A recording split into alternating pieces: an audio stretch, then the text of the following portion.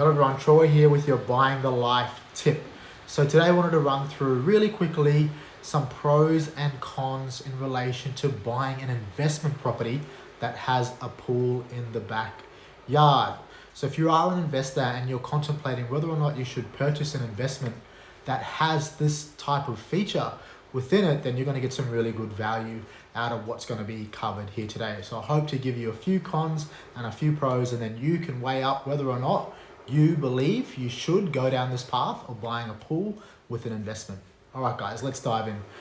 So the first pro is when you purchase a property that has a pool, it has a lot of marketability and appeal. So if you are an investor and you are looking for a tenant, your property is very marketable with the pool included in its marketing pack, right? So if you think of a home, it goes online on realestate.com or Domain Full Rent, and you're scrolling through and you see a property with a pool, it's automatically gonna capture your attention. So our pool has good marketing appeal when you rent it as well as selling it. They just seem to capture the attention of home buyers and renters alike when they're scrolling through realestate.com or Domain. So that would be the number one pro for me, is that just general appeal. And when you live particularly in a tropical climate or warmer climates like Queensland, then a property with a pool is certainly always appealing. The second pro would be just the general amenity is really good also. Again, touching on those people that live either in the tropics or in the warmer parts of Queensland, certainly having a property with a pool is great amenity for renters and potential homeowners alike. So that amenity also makes it a nice pro when you purchase a property that has a pool. So those sort of are the two top pros for me.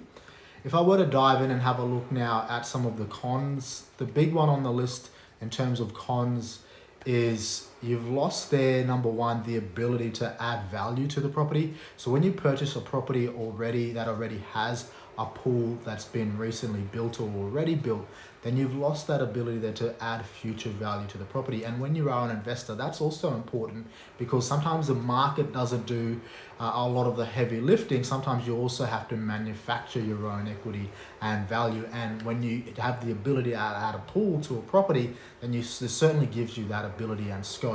However, when a property does have a pool already, you've lost that ability, and a good pool can add the best part of 7 to 10% to the overall value of a property. So you've lost that ability there, and that's the number one con for me. The second con would be it hurts your cash flow as well.